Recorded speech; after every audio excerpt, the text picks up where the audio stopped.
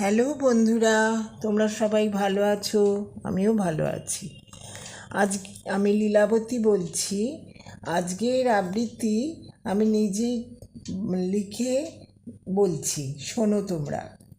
বৃষ্টি